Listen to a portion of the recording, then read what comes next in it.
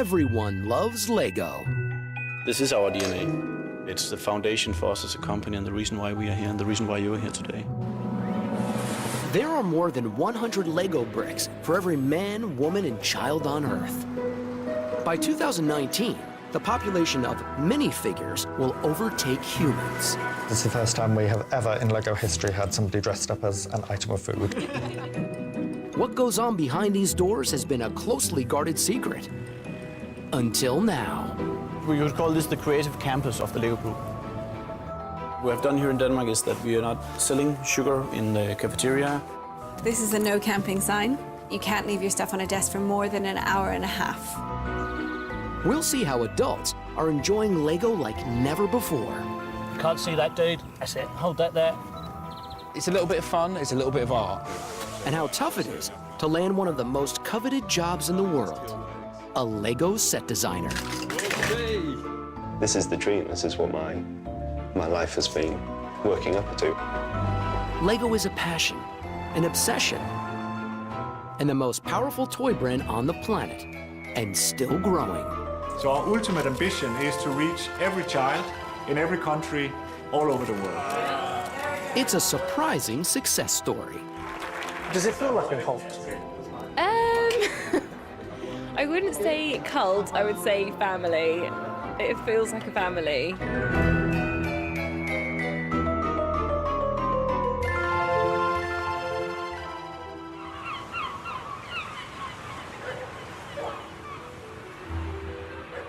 Since it first arrived in the UK in 1958, the British public has had a love affair with Lego.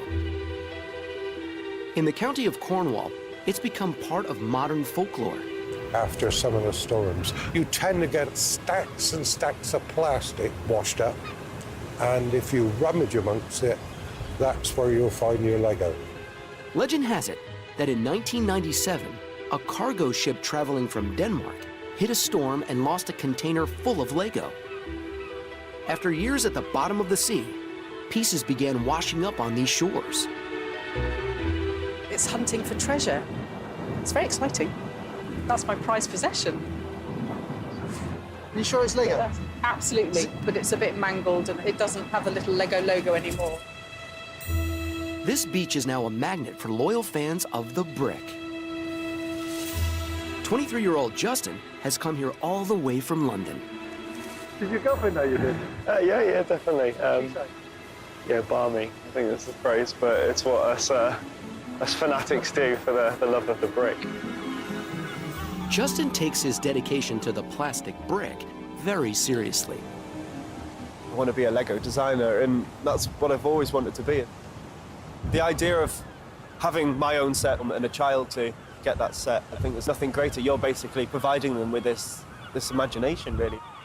I'm a part of a company that is trying to do something that is hopefully making a positive impact in a child's life or on the planet as a whole. Super top security.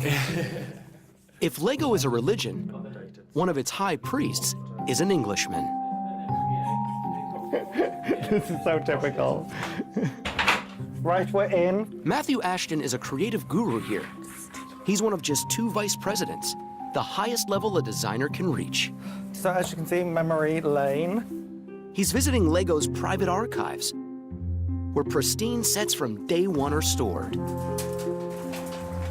So this is 1977 to 1982.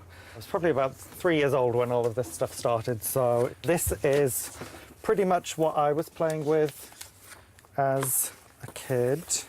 I think I had this one, and definitely had this one. When I was growing up, me and my brother were like chalk and cheese. We were so different. I was sort of the shyer, more creative one that was just colouring in and doing collages and a bit of sewing and all of that kind of stuff. And my brother was practicing karate and sports. And I think Lego was one of the only toys where we sort of really, really bonded. This is some of the first Lego Star Wars sets. Lego has been such a fond part of my childhood memory, and there's kids that are just getting a really, really good toy in their hand. Things can be going on in their life that isn't great, and this is just something that you know, gives them that really bit of fun that they all need and all deserve, and hopefully they'll have memories like I did. Lego is a passion for millions around the world. Every year, they get thousands of letters and emails from children who dream of a career playing with bricks. Today, Matthew is opening the doors of Lego HQ to some of these dreamers and running a recruitment workshop to find the next generation of set designers. Just setting foot inside the door, there's so much adrenaline and so much excitement going on. I would not like to be going through this. Among the final 40 who have made it this far is beachcomber Justin. He's battled through assessments and Skype interviews for this once-in-a-lifetime opportunity. Justin, how are you feeling? Nervous. Excited. Maybe. The pressure to perform starts immediately. So you take it in turns to present your homework? 2 weeks ago, everyone was sent a box of bricks with simple instructions. Create a new Lego world. A lot of space. Matthew called in some of Lego's most successful designers to help him. They want to see original ideas. The Rebellion, if you think of it like Star Wars, is the hackers and the robotics guys. This is a very goofy dragon. You rub his belly and his tail wags. Justin, nice to meet you.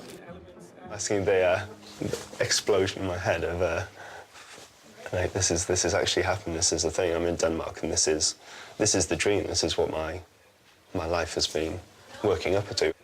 Sort of based in a Victorian London steampunk-esque world. And this is the Clockwork Sword Cutter. The next one is a steamship. Eliza Studworthy, and she's got a steam-powered gun. Hey! Just my luck. It also destroys in my hands. There's way more functions in that than I expected as you started pulling it apart. Yeah, it's not really... Great Thank stuff. you. Thanks. Awesome, thank you. Presentation over. The candidates now have to roll up their sleeves, grab some bricks, and show how well they can build. I see some vehicles, I see mechs. So you guys jumped straight on the floor. Penguin. Yeah. Passion is really, really important. Talent is, of course, the most important thing, but it's also how they'll fit in with the team is really important to us as well. Every model is kept for Matthew to cast his expert eye over. There's a few that may not have come across as well as we'd hoped. We just want to make sure that we get the right people. And if we don't get them all from this workshop, we'll do it again. Justin and the rest of the candidates have just one more day to prove they've got what it takes to be part of the Lego story. If the young hopefuls are successful, they might end up in Matthew's job. He was an executive producer on the Lego Movie and looks after many of the company's most successful kits. We had some issues the last time with our hilarious hot dog costume character. Today, he's reviewing the new minifigure series. It actually broke here. Yeah. And that might give us a problem with the strength. You could add some material sort of this way. His arm's not moving that well. But it's obviously more important that we get this fixed. Yeah. I think we don't need a lot of posability in the arms with this anyway, because like a real person in a costume is kind of a little bit restricted anyway, so I think... But there's also over 200 designers from around the world work for Lego in Denmark. I think if you look at the design department in general, we're a right eclectic mix of like characters. We've got a load of like comic book guys and guys that do superhero stuff and figures. And people who do all that role play reenactment stuff where you go in a forest and pretend to be an elf and all those kind of things. So I think there's probably a lot of us that don't really want to grow up. Give it a little strength that way, and that way he can still move his arms a little bit. Yeah, but from an art direction point of view, it's looking great. He's super cute. This is pretty much what we do in the meeting. What we're having to do in this meeting is go back a few steps and talk about a series that is coming on the market fairly soon. So, because what we're working on right now isn't going to be launched until 2016. So that is obviously top secret. Lego may be about having fun, but it is very serious about keeping things hush-hush. Roar knows exactly where the real design magic happens. What we're seeing here, this is a part of our product development area. This is the creative campus of the LEGO Group. Are we all right to look in the window? Yeah, of course. I hope they have removed all the confidential stuff from the windows. But as you can see there's actually bottles in the windows. So approximately 400 people are working in here on developing new products. We are building now a factory in China which will have more than 1,000 employees. So that of course will add the number of employees there. What's happened there? They discovered you filming. They probably saw us filming, and then they decided to close up the windows. Why did they do that? Well, they don't want for you guys to maybe get a sneak peek of what's inside. So he saw us? Yeah. Decided to close it? Probably.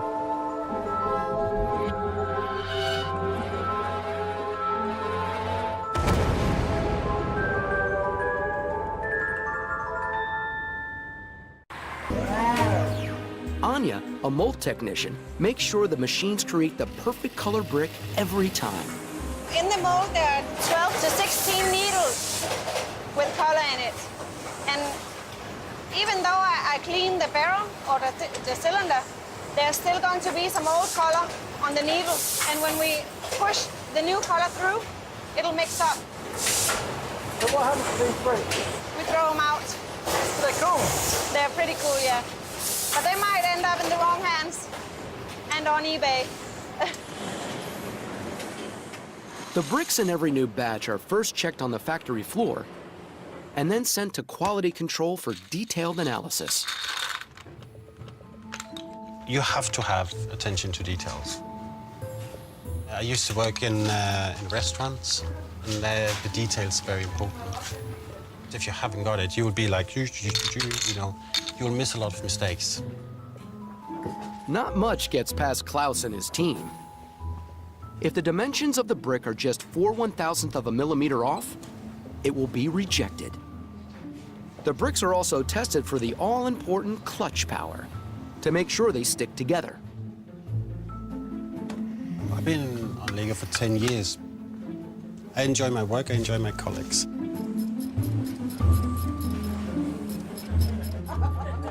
The different departments become a family for a lot of people, I think. The LEGO company becomes a lifestyle. Roar, the keeper of the LEGO secrets, has been with the company 7 years. Here we have the cafeteria, which feeds a few hundred people every day. Here we have the color coding of the food. So this is red, so that means don't eat too much here. Yellow means it's like medium, and the green stuff is the healthy stuff. So I won't be having the prawns and phyllo pastry today. Or maybe I will. What we have done here in Denmark is that we are not selling sugar in the cafeteria, and you will also see the vending machines out here. You have got candies here, but it's sugar-free, and you also have juice, so there's some kind of natural sugar in there, but you don't have any candy bars and stuff like that.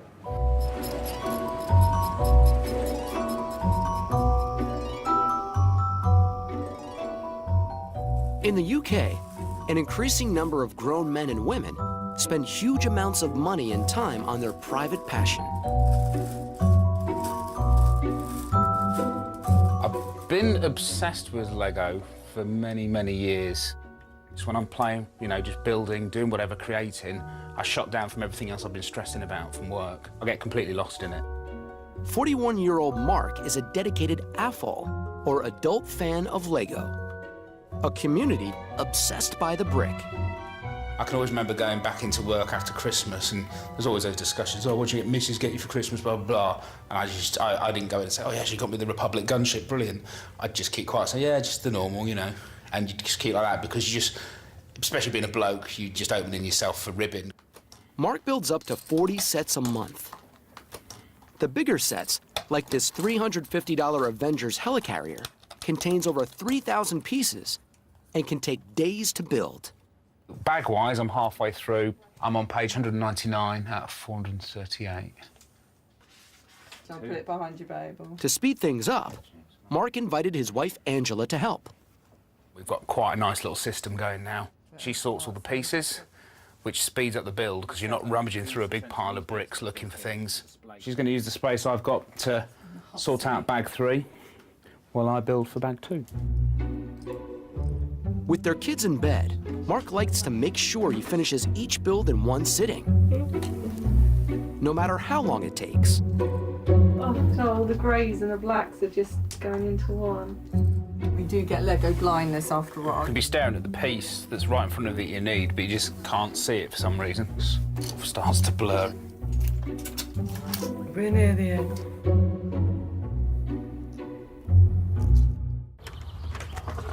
Morning. Morning. Come in. You finished? Just about. I can tell by the bags under my eyes. Well, there you go. That's the finished product. We've done quite well. It was about 1:10. I looked at the clock Was and I it? said Right. 1 o'clock. Yeah. This is essentially targeted at adults. And this is a display piece. But Lego have put playability into it. You've got a factor called swooshability, so we have got the planes. We can go shh if we want to be children, which is brilliant. Because at the end of the day, we might be adults, but we still like to reverse to our childhood every now and then and just have a bit of fun. Mark designs and edits magazines for a living. He's his own boss and works from home. This is where all the magic happens. I call it an office. It's essentially a toy shop. It gets out of control. I don't think I've got a free shelf. This is my modular high street. They're just the houses. I've got a whole road and tramway that goes with it. He is now planning a bold new venture, taking his love of the brick to the next level. He wants to tap into the millions of AFOLs across the country and the world. We're launching Bricks Culture, which will be a big, glossy, thick magazine. There is this market for adult fans, and there's a lot of guys out there creating some amazing stuff. So it's about sharing what people are doing with the world. Mark has come to friend Andy, a photographer, for help. Looked quite interesting this way. To get his magazine off the ground, he needs the Lego Group's approval, so he's creating a presentation to pitch them in Billund. We are doing something that's not been done before, but there's a very big risk they'll turn around and go, oh, so it's just another magazine. It is very important that they buy into what we're doing. Morning, everyone. We've got an exciting new team brief that we're going to give. Back in Billund, Justin has one final task to show he's got what it takes to be a Lego set designer. A team build. Each group has to design a series of models that together will make a new Lego play theme. It's a very kind of condensed, intense form of what we're doing behind the walls, kind of down the road. Sky racers, so like Skypunk. Because we've got a load of space parts, what if we don't do space?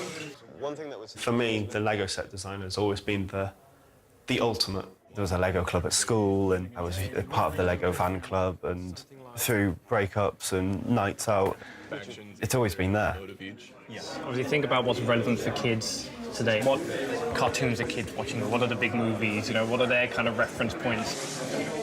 When we start thinking about the briefs, you always kind of look back, you know, what did you enjoy as a kid? But, you know, you kind of have to find the twist. You know, it's like, what's going to be that edge that kind of takes it from pirates to, pirates?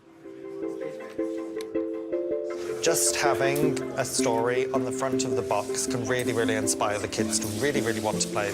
Some kids, building in itself is a complete joy, and they're just so proud of what they create at the end of it. And for other kids, they're just desperate to role play and play out an adventure. OK, people, please get your models up to the table. Who puts these play features in? They're dangerous.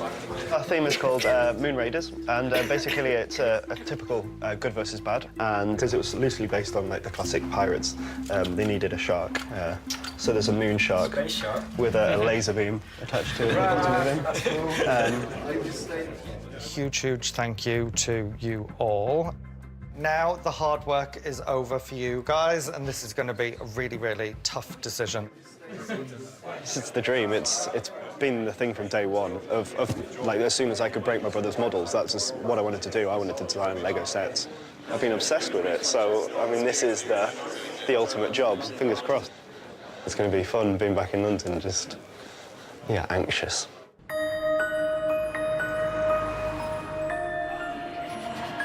As Justin flies home from Billund, adult fan Mark arrives for his make or break meeting with Lego.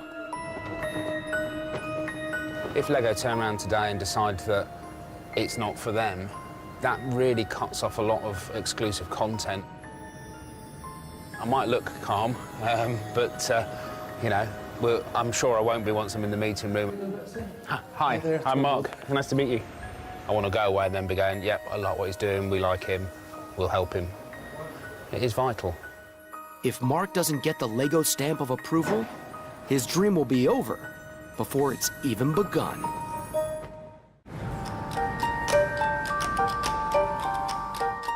Lego is having a boom time and expanding around the world. In London, it's setting up a state-of-the-art outpost for executives. They call it the Hub, and it's no ordinary workplace. This office is designed under activity-based working module. So like hot desking? So it's not hot desking. We don't say hot desking. Nobody has their own desk here. So not even our corporate management have their own desks. You're fully mobile. So we have an app for this building. And on the app, it will say who's in the building, and it says what floor you're on. It doesn't say where you are on the floor. You have to go and find somebody on that floor. But you can do that also emailing them, texting them. Like most staff, Katie is new here, but is responsible for helping the company's values take root. So, like in every Lego office around the world, she makes sure the brick is always close at hand. You put a ball everywhere, in every room and every table, so that at some point in the day, you probably will come into contact with the product. I don't think most people are sort of judging people on exactly what they build. Everything is sort of based on being able to be creative and indulge in that sort of childlike play. Taking a lead from the Danish mothership, there are helpful guidelines for staff to follow. So, this is a no camping sign to tell you that you've left stuff on your desk for too long. The rule is you can't leave your stuff on a desk for more than an hour and a half. Have you had any fist fights break out because of this? Not yet, not yet. And you can't eat at your desk. I saw some people downstairs. Sneaky snacking. You don't want to say it's like an enforcement. It's not a don't do this, don't do this. Obviously, there are things that we've said like not eating. You know, that is a don't do this. The idea is that people will self-police. What would be brilliant is to come up with a plan of who we can and can't talk to. You know, to get In some Billund, pitches lined up. Mark is wrapping up his pitch for a new Lego magazine targeted exclusively for adults. Thank you. Take care. That went very well. It went better than expected. So, yeah, happy boy now. See, there was pressure. I'm smiling now. I wasn't smiling this morning. They really saw the value in British culture. They liked the fact that we're pitching to a slightly different audience. This is a market they're aware of, and I think they were quite impressed that I've spotted it. So, yeah, I'm pretty chuffed, to be honest. Watch where you're walking over here as well. There was a few hazards of the pet walking variety. Back on home soil, Mark wastes no time getting his magazine up and running. He begins by putting Lego in a tree. It's quite nice if you actually shoot this way and shoot into the carve like the That's way it, the yeah, press is yeah, in yeah. wood. So the passerby, it's odd, but there is a reasoning behind the madness. We're trying to bring something different. It's a little bit of fun, it's a little bit of art. His first feature is about Tom, a gardener and Lego fan from Bristol, England, who spent 2 years creating his collection of birds. I think it's great that I'm helping kids to open their eyes that there's more to what you can build with Lego than just man-made objects like cars and trucks. I want some nice pose shots with, Tom and his favourite bird. A eureka moment came along when I was digging in the garden and I'd taken a break and put my spade into the soil, stood back and admired what I was doing, and a robin landed on the spade handle. Just sit there, but this way. And that's really where the whole project started. Every year, Lego gets thousands of random ideas for sets. Most go nowhere, but Tom is one of the lucky ones. His birds have been made into an official Lego set. And he also gets a cut of the sales. I do get royalties. I think it's 1% of the net profits. I'm not in it for the money, I'm in it for the love, really. But of course, I'd like to be rewarded more for the idea. Yeah, that's nice. 10%, 5%, something like that would probably be more fair in my eyes. To help boost sales, Tom travels to London's biggest toy store. I was the lucky man that actually designed those. I signed it, and it won't go down in value, so it's basically like... His birds are on sale across the world, and they're flying off the shelves. There we go. That's a pleasure. I know I've got some cash coming my way, but I have no idea how much that's going to be. No idea how many have been produced. Hopefully thousands, millions, that would be great. Do you want me to sign it to... Austin. In just over a month, Tom will find out exactly how much money his Lego adventure has earned him. Yeah. There we go.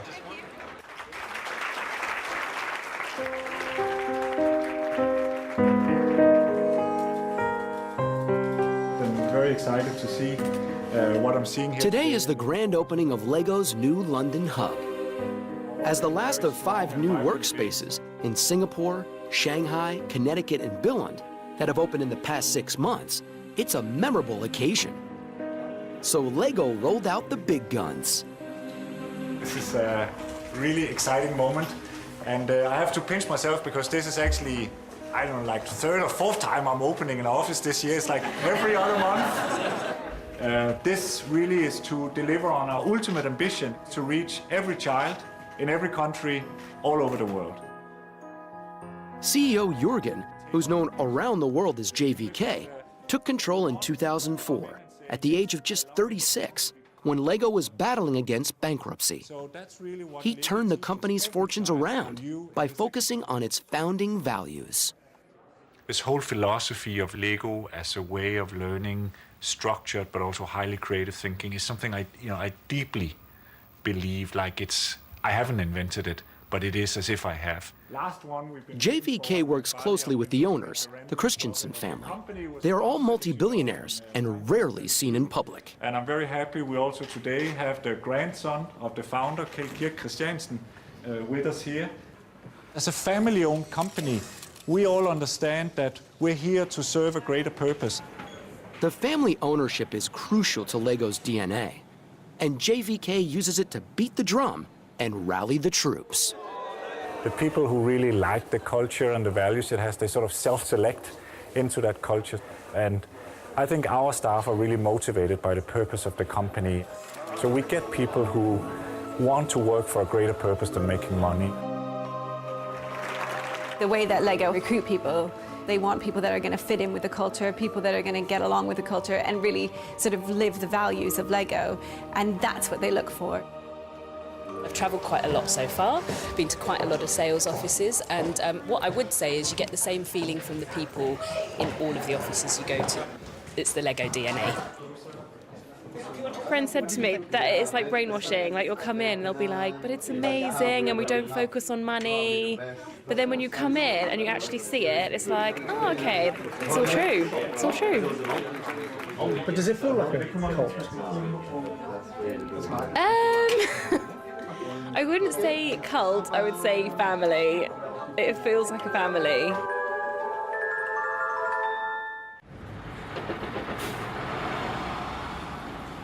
On the other side of London, Justin hopes he'll be the next person to join the family. He's still waiting to hear if he's got his dream job as a set designer. Sat there in this limbo stage, just waiting to hear. And at any call I'll pick up, normally, sort of when it says an unknown number, I know it'd be like PPI or sort of, have you had an accident in the last 2 weeks? So I'm even answering those. He lives in the student dorm, so most of Justin's Lego collection is back at his parents' house. This is a very, very bare minimum of stuff that I've got. Will and Kate were sort of the main ones that I wanted to keep down here. I remember hearing a story that one of our tutors had a big fishbowl on his desk, just filled with these heads. But they're just the classic smiley face, and I just really like it as a nice piece. I always remember when I was a child, I was after this set called Skull Island, and I remember writing at Santa's list, I really would like Skull Island. And although I got fantastic presents throughout the day, on Christmas Day, I didn't get that set. And That was the one thing I wanted. And on Boxing Day, I remember my dad saying, "Oh, look out at the lawn, like something's fallen from Santa's sleigh." And for me, that was the best thing, because on the lawn was the set, in the middle, all wrapped up. And I said to them, if I could ever find out who designed that set and write to them and say, "Mate, you inspired me and you made me want your job." Can I just get this straight? Hello? Hello? Hi, is that Justin? Yeah, speaking. Hi, this is Matthew from Lego. Hello, how are you? I'm fine. I'm basically phoning to let you know that we're really, really pleased that we would like to offer you a job. Oh, wow. Oh, jeez. The job that we want to offer you is on the Lego superheroes team. So Batman and Superman, Spidey, and the Avengers, and X-Men, and wow. all of them. Wow. Yeah, I'm speechless. Thank you very, very much. Made my life. I think I was going to say weekend, but yeah, that's a bit tiny, yeah. It was your personal story of what Lego's meant to you since you were a kid. We think that you'd fit in really well with the team. So thank you very much, and then hopefully we'll see you in Billund very soon. No worries, thank you very much. Bye. Wow. So yeah, that was the call. So yeah, speechless. Absolutely incredible. Well, it's like, what do you do when the thing you wanted the most has happened? I'm shaking. I'm really, really bloody good news. I'm shaking a bit. I'm overexcited.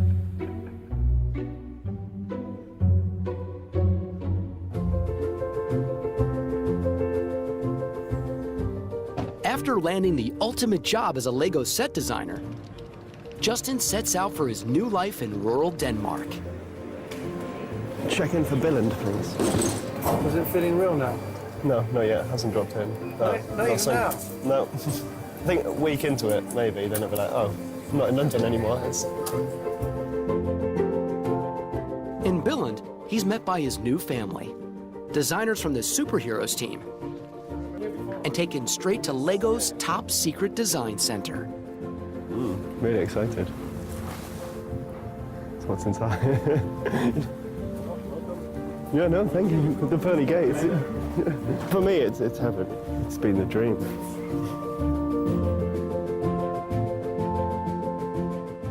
Justin meets Matthew, who's his new boss. Welcome. Thank you. Well, this is where you're going to be working. So we're going to take you to your desk and give you a little bit of a tour around. He has officially become one of the chosen few. And I'm afraid this is as far as you're allowed to go.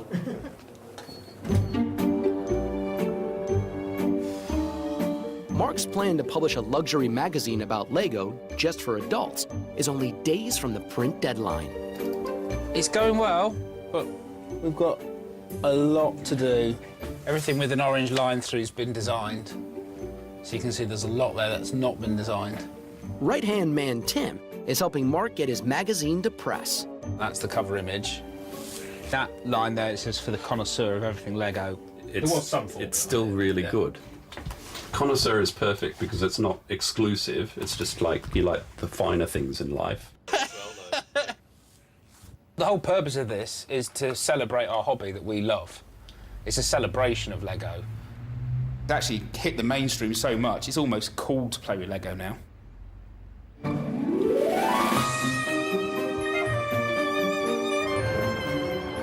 Finally, Bricks Culture is ready to launch. But there's been a problem with the printer. I opened the boxes and they've just got the run covers on them, and the pressure's on them to get those magazines to us for 4:30, and the launch starts at 5, so it's going to be busy. Mark has many of the AFOL community arriving any minute. He has a goodie bag for all of them, but his magazines are stuck on a van in traffic. We'll calm down in a minute, I promise. They're literally meant to be 30 seconds Things away. always happen on time, I think. And there's an important guest from the Lego group Mark needs to impress. I grew up in the AFL community myself, and the community has grown and has become more visible. It is as if the geeks and the nerds are not supposed to stay in the closet anymore. It's okay. I think that's the magazines there. I'm hoping it is. It's a courier van. Let's just open them. With the magazines in hand, Mark can now share his labor of love with the world. Ladies and gentlemen, without further ado, please give a warm welcome, Mr. Mark Giss. Massive thank you for all your support. This is your magazine as much as it's mine, and hopefully you'll enjoy what we have to offer. Thank you very much, guys. Enjoy yourself. Lovely, really nice. It just has a really good feel to it and a really good mixture of different features and articles. I'm really impressed. Photography looks amazing. Unusual content as well, not what you'd expect to find in a Lego magazine. Going a bit less mainstream with this. We're certainly filling a niche in the Lego market. Loving the article about myself. Yeah, I'm more than happy. Incredibly well received. People have come up to me and said, British culture, wow, what an amazing concept. We never even thought of anything like that, but we love it. It's a family. These people are the Bricks family. Mark has definitely won over his AFOL friends. But will Lego give it the thumbs up? Seeing a high-class exclusive magazine like Bricks Culture was not something I'd even consider half a year ago. But from a company perspective, we are happy as long as they read our and live by our fair play policies and brand values. Fresh from enjoying his newfound celebrity status, Tom is back home in Bristol, building more and more birds. 70 different species and counting. This is one of the wings of the barn owl that I'm building.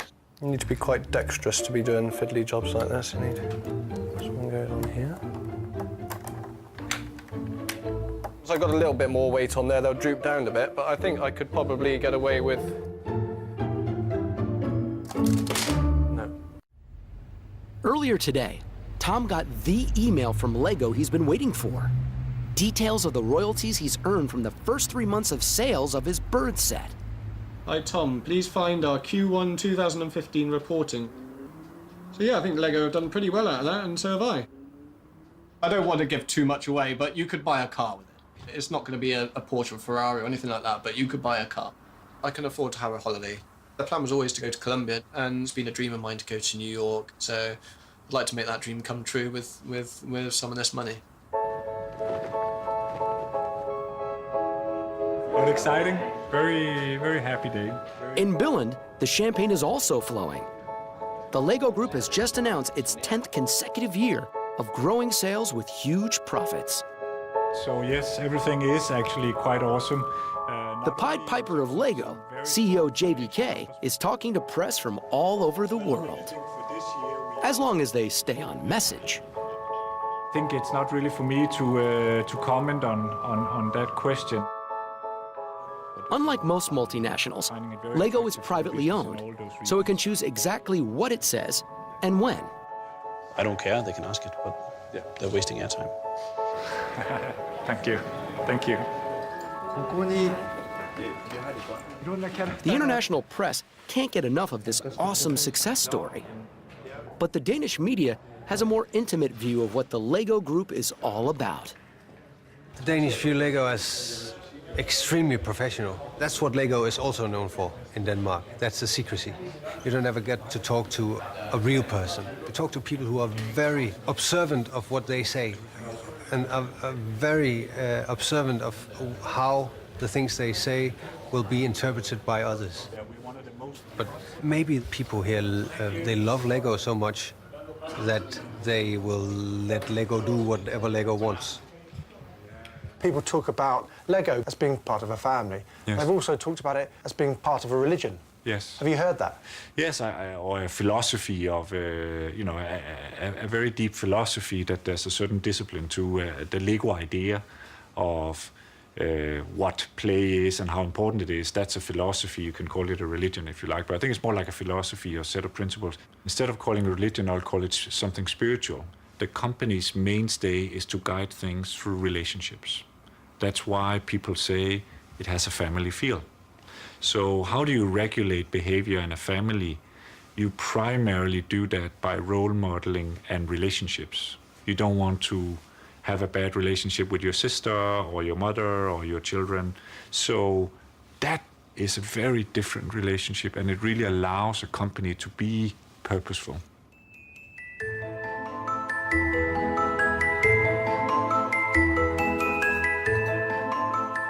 It's been 6 months since Justin left the UK to build a new life in Billund. Still not properly sunken. Every day it's getting better because I'm constantly learning, constantly trying out new things. Justin's first set will be released in a month, but he's now a LEGO employee, so details are hard to come by. What can you tell me about this first set that's coming out? I really enjoyed designing it, I think that's the main thing. Other than that, everything's top secret. It is tricky when your parents ask, oh, what are you up to today? And I can't tell them anything, so they've learned not to ask, I think. So, which is good. Keeps me off the hook. Justin is fitting seamlessly into the LEGO world. It's amazing. It's this great family atmosphere, and you feel like you're part of something. There's a sense of pride of being in there, and there's all the LEGO that you could ever want. It's almost like being in a chocolate factory, and I've been given the golden ticket. The brick has never been more popular. LEGO is now the most profitable toy company in the world. And it's not stopping there. I've actually got the producer of the movie that we're looking at coming over today. Matthew is already in production with the LEGO Batman film and other movie projects that are, of course, completely top secret. This is a good bit of my job. I get to see movie things before anybody else on the planet does. In 2017, LEGO will open a new factory in China as it targets the Asian markets head-on. And in Billund, the guardian of LEGO's secrets, Roar, allows the world an occasional glimpse inside. If you go to the designer's work area, they'll have a lot of these. I wish I had had this when I was a child. But continues to protect the real secrets with his trademark smile. Well, I could show you, but I'd have to kill you afterwards.